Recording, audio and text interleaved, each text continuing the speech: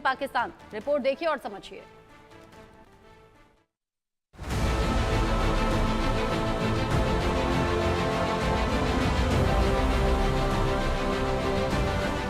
सिंध बलूच पाक से तंग, तेज हुई आजादी की जंग। हिंसा प्रदर्शन शहर शहर, सैनिकों का कत्ल जगह जगह। बलूचों की आजादी का ऐलान, सिंधी भी मांगे अलग सिंधुस्तान। जिन्ना के पाकिस्तान में जिन्ना का ही जिन्न बाहर आ चुका है, यानी पाकिस्तान के लोग जिन्ना की थ्योरी पर अलग देश की मांग करने लगे हैं। सबसे ज्यादा नाजुक स्थिति बलूचिस्तान में है। यहाँ आजादी की मांग सबसे ज्यादा जोर पकड़ रही है। अधिकांश इलाकों में बलूचों ने कब्जा कर लिया है। हाल ही में बलोच कार्यकर्ता मीर यार बलोच ने बलूचिस्तान की आजादी की घोषणा भी की थी। इस बीच बलोच अमेरिकी कांग्रेस के महासचिव रज़ाक बलोच ने दावा किया कि पाकिस्तान ने बलूचिस्तान के 70 से 80% इलाके पर नियंत्रण खो दिया है। उन्होंने कहा कि पाकिस्तान सेना अब केवल क्वेटा तक ही सीमित रह गई है और डर के मारे सैनिक रात में सड़कों पर गश्त तक नहीं लगा पा रहे। बलूचों ने भारत सरकार से नई दिल्ली में बलूच दूतावास स्थापित करने की मांग की। साथ ही संयुक्त राष्ट्र से भी बलूचिस्तान की आजादी की घोषणा को मान्यता देने का प्रस्ताव भेजा है। बलूचिस्तान के स्वतंत्रता सेनानियों की तरफ से बलूचिस्तान के लिए अलग से राष्ट्रीय ध्वज और बलूचिस्तान का अलग नक्शा जारी किया गया है, जिनमें बलूचिस्तान को पाकिस्तान से अलग दिखाया गया है। सोशल मीडिया पर लगातार बलूचिस्तान रिपब्लिक ट्रेंड कर रहा है।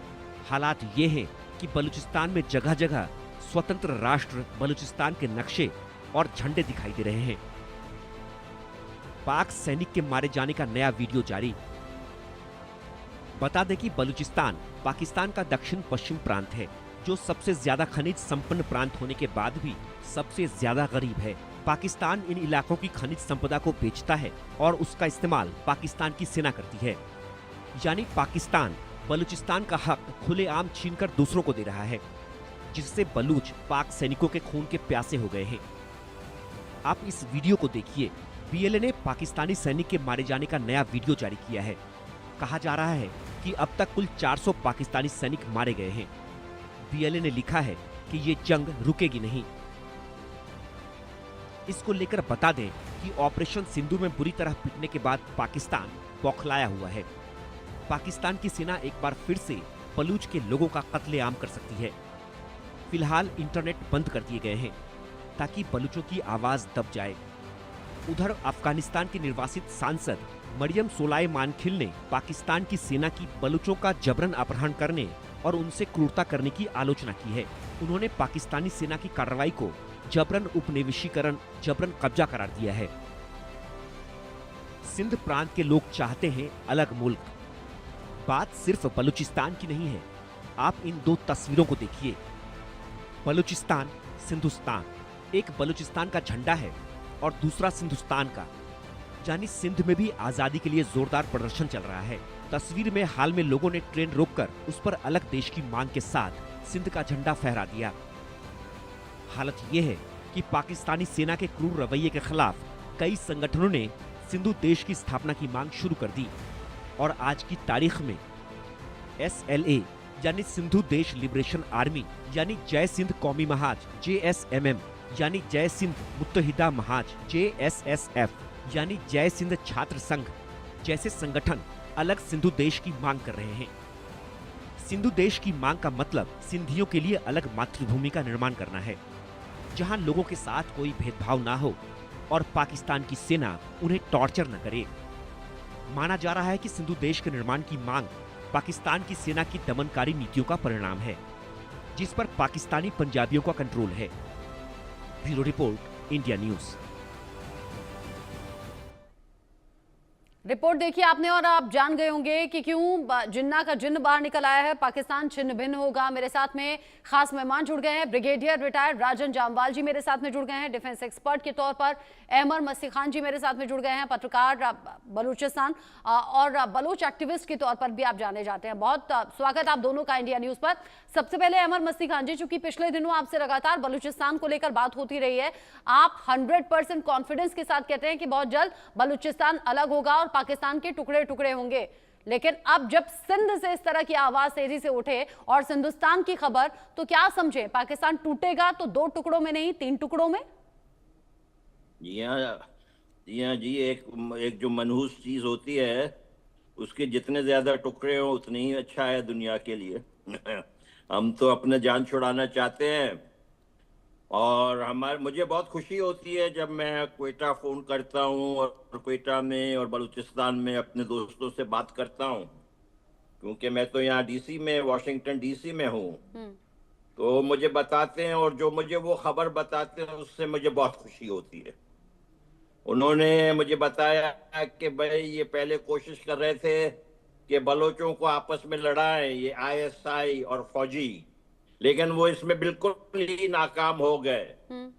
और मुझे पता लगा है कि हमारे हजारों नौजवान जो है, हम्म। ये जो आसिम मुनीर कह रहे थे ना कि ये सिर्फ 1500 है। अगर वो 1500 होते तो इंडिया से क्यों दरख्वास्त करते कि हमें 93,000 अपने बंदूकें दे दे। भाई ये डॉक्टर अल्लाह नजर जो है कोई बंदूक के व्यापार नहीं हम्म। है। उनको बंदूक चाहिए इस्तेमाल करने के लिए, घर में रखने के लिए या बेचने के लिए नहीं चाहिए। तो जब वो 93,000 मांग रहे हैं बंदूक, इसका मतलब है इतने बंदे हैं ना भाई। हम झूठ नहीं कह रहे हैं, हमें झूठ कहने का शौक नहीं है। जब जब इन्होंने आके हमारे घरों में आके हमारे बच्चों को, मेरे दोस्त थे, गुलाम मोहम्मद शहीद, लाला मुनीर शहीद, उनको इन्होंने अपने जो वकील हैं उनके साथ, उनकी रिहाई हो गई थी बेल पे, और उनको जो है अपने उनके वकील के साथ वो बैठे थे कि ये सारे आए आईएसआई वाले और उनको ले गए। और उनको लेके आप देखें कितनी ज्यादा जल्लाद है ये, कि चाइना के हेलीकॉप्टर से गुलाम मोहम्मद को, जो चेयरमैन थे बलोच नेशनल मूवमेंट के, और लाला मुनीर जो जो उनके साथी थे, उनको जो है हेलीकॉप्टर से नीचे गिराया। उनको जो है इस तरीके से लोगों के साथ करते हैं। उनके दोस्त थे, उनके अहबाब थे, उनकी कुर्बानियों को लोग जानते थे। तो आप क्या समझते हैं कि आप ऐसे करके लोग भूल जाएंगे? फिर आके कहते हैं कि हमारे माथे का झूमर है, आपके तो है, और कहते हैं हमारा जुगुलर वेन है। ये पागल के बच्चे हैं। मैं आपको क्या बताऊं, हमने तो हमारा तो बिल्कुल ही आगे मूवमेंट है। मुझे खुशी होती है जब हमें सिंध से भी मालूम चलता है कि हाँ भाई सिंध में भी कुछ है। हर जगह इनको देखें, मैं दोबारा बार बार कहता हूं कि भाई अब तक जो हमारे हिंदुस्तान के दोस्त थे वो ये कह रहे थे कि भाई ये चूहा है, इस चूहे को थोड़ा सा पिंच कर लें। ये थोड़ा सा पिंच करने से बात नहीं होता है। इस चूहे को जो है ना बिल्कुल ही मारना पड़ता है। इसको आप चूहे को पिंच करते रहेंगे ना तो आपको ही नुकसान होगा। ये चूहे को पिंच करने वाली पॉलिसी खत्म होनी चाहिए, अब लगता है हो गई है। मुझे बड़ी खुशी हुई जब श्री राजनाथ सिंह ने कहा कि तो अब तक आपने सिर्फ ट्रेलर देखा है, आप क्या कर रहे हैं। ये असल में जो जश्न मना रहे हैं, वो जो जश्न ये मना रहे हैं कि आईएमएफ का इनको लोन मिल गया है। इनको आईएमएफ लेकिन का वो जो लोन बीज मिला है है वो भी तो अब आतंकियों में बांटने की तैयारी है ना, मतलब पर पर्सन के हिसाब से 1-1 करोड़ रुपए देने की तैयारी। मसूद अजहर को तो इस हिसाब से 14 करोड़ यहाँ पाकिस्तान सरकार देने वाली है। लेकिन ब्रिगेडियर जामवाल, जैसा अभी अहमद मस्ती खान जी ने भी बताया कि ये जो विरोध है ये और तेज हो गया। वहां खुद बलूच संगठन भी ये कह रहे हैं कि ये युद्ध रुकने वाला नहीं है, आजादी का ऐलान हम करते हैं। उधर हिंदुस्तान की भी अब मांग जोर पकड़ रही है। क्या इतना इजी है पाकिस्तान के टुकड़े होना? और अगर ये अग्रेशन अब तेज हो रहा है तो क्या उसके पीछे एक बड़ी वजह आपको ये नजर आ रही है कि यहाँ हिंदुस्तान से बड़े नेता और खुद प्रधानमंत्री ये कह रहे हैं ऑपरेशन सिंदूर रुका नहीं है, अभी ये सिर्फ ट्रेलर था, पिक्चर अभी बाकी। रक्षा मंत्री ने भी कह दिया। देखिए, जब आजादी की बात आती है ना तो फिर ये मुश्किल या आसान का सवाल नहीं रह जाता। मतलब अगर एक कौम ने डिसाइड कर लिया है कि उनको वहां उनके साथ नहीं रहना है तो मतलब मुश्किल है आसान है वो छोटी बात हो जाती है। और बलूच कौम तो पिछले कितने सालों से स्ट्रगल कर रही थी। हाँ, मौका अभी आया है, जिसको बोलते हैं ना कि विंडो खोली, भगवान ने, खुदा ने एक विंडो खोली। वो विंडो अभी आई है जब पाकिस्तान के पास वेयर विदॉल नहीं रहा उनको दबाने का। अगर वेयर विदॉल रहे वो अभी भी दबाएंगे। वो कैपेबल हैं कारपेट बॉम्बिंग करने के, मतलब बलूचिस्तान में कि गांव के गांव खत्म कर दिए जाए, उनको कोई फर्क नहीं पड़ता इन चीजों से। बट अभी क्योंकि ऑपरेशन सिंदूर के चलते वो भारत के साथ एंगेज हैं और हमारे दिए हुए जख्मों पे अभी पट्टी लगा रहे हैं, और अगले जख्म कब आ जाएं वो पता नहीं है, तो इसलिए वो छुप के बैठे हैं। ये बड़ी अच्छी विंडो खोली है, मतलब बलूचिस्तान के लिए, खैबर पख्तूनख्वा के लिए, सिंध के लिए, जो पाकिस्तान से आजाद होना चाहता है, रादर मैं बोलूंगा कि जो पाकिस्तान पंजाब से आजाद होना चाहता है, उन सब के लिए ये एक बड़ी अच्छी विंडो है। एंड बिकॉज पाकिस्तान आर्मी इस वक्त रिएक्ट करने की काबिलियत नहीं है उनकी, तो अभी तो बिल्कुल संभव लग रहा है कि अलग अलग हो जाए पाकिस्तान। कम से कम 4.5 मतलब 4 हिस्से तो मैं देख रहा हूँ, मतलब एक बलूचिस्तान, एक सिंधुस्तान, और जी एक बलूचिस्तान, एक सिंधुस्तान, और बलूचिस्तान, सिंधुस्तान, खैबर पख्तूनख्वा। अब मतलब अगर पाकिस्तान पंजाब ले और पीओके गिलगित को ले ले तो 5 हिस्से तो यही हो गए। 5 हिस्से तो हो ही गए। आप कह रहे हैं कि पाकिस्तान के 4 से 5 हिस्से होते हुए देख रहे हैं। अच्छा, आगे अगर मैं पूछूं ब्रिगेडियर जम्वाल आपसे, अगर पाकिस्तान के टुकड़े टुकड़े होते हैं तो, और पिछले दिनों जो बांग्लादेश से खबरें सामने आ रही थी, बांग्लादेश पाकिस्तान से हाथ मिला रहा था, उधर चटगांव को लेकर भी बहुत सी खबरें हैं कि टूटने वाला है, चटगांव अपनी आजादी को लेकर बलूचिस्तान के रास्ते पर ही जा रहा है। हालांकि बांग्लादेश को अभी साइड रख देते हैं, अगर पाकिस्तान के टुकड़े टुकड़े होते हैं तो ये भारत के लिहाज से कैसा रहेगा, और अगर इनकेस बांग्लादेश में भी ऐसा होता है तो उसका इम्पैक्ट भारत पर क्या? देखिए, बिल्कुल आपकी बात सही है। जैसे बलूच लिबरेशन आर्मी ने यहाँ पे बलूचिस्तान में किया हुआ है, वहाँ अरक्कन आर्मी ने चिट्टागोंग एरिया में मतलब डिफेक्टो बांग्लादेश की फौज और पुलिस को बाहर निकाल दिया डिस्ट्रिक्ट से। वो मतलब पोस्ट ऑफिस से लेकर बैंक से लेकर हर जगह, और बांग्लादेश आर्मी नहीं है उस वक्त, एंड डिफेक्टो मतलब इंडिपेंडेंस है। एंड उसकी वजह से एक बहुत बड़ा पोर्ट जो मतलब चिट्टागोंग पोर्ट जो पाकिस्तान बांग्लादेश का है, उस पे भी उनका कंट्रोल नहीं रहा। बांग्लादेश का जो अरक्कन जो आर्मी है, इसके डायनेमिक्स बिल्कुल अलग हैं, इन द सेंस कि ये म्यांमार आर्मी के साथ भी इनकी लड़ाई है, बांग्लादेश आर्मी के साथ भी मतलब ऑक्युपाई कर रहा है, उसके अलग डायनेमिक्स है। अंदर वो रोहिंग्यों के साथ भी लड़ रहे हैं, कौन किसको सपोर्ट कर रहा है, बिकॉज चाइनीज म्यांमार की जो ऑफिशियल आर्मी है वो उसको सपोर्ट कर रहे हैं, इनको असला बाकी वेस्टर्न कंट्री से आ रहा है। अब मतलब वो इलाके में काफी कंफ्यूजन चल रहा है। बट अगर पाकिस्तान में कुछ हुआ तो उसका असर वहां भी दिखेगा, और वहां भी जिसको बोलते हैं ना, एक नई ज्योग्राफी इलाके की चेंज हो सकती है। जैसे हमारे ईस्ट में हो रहा है तो हमारे वेस्ट में, मतलब वेस्ट में हो रहा है तो हमारे ईस्ट में भी ज्योग्राफी चेंज होने की काफी संभावनाएं हैं। और भारत के लिहाज से अच्छा रहेगा कि वी डू नॉट हैव, जिसको बोलते हैं ना कि जिहादी सोच वाले लोग हमारे पड़ोस में ना रहे, नॉर्मल इंसान हमारे पड़ोस में हो, धर्म कोई भी हो पर नॉर्मल लोग हो, और बिल्कुल एकदम जिहादी टाइप की सोच वाले नहीं चाहिए। तो हमारे लिहाज से हर टाइप में अच्छा है। साथ ही बलूचिस्तान से जो अलग अलग खबरें सामने आ रही है ना, और जो वीडियोस अब बलोच संगठन के जरिए जारी किए जा रहे हैं, वो एक सोच ये भी खड़ी करते हैं अमर वसी खान जी कि ऐसा नहीं है कि बलूच संगठन इससे पहले आजादी की मांग नहीं कर रहे थे या पहले टकराव नहीं था, लेकिन ये अग्रेशन पिछले कुछ दिन में बढ़ गया। मैं ये कहूं ऑपरेशन सिंदूर के बाद ज्यादा बढ़ गया तो ये कतई गलत नहीं होगा।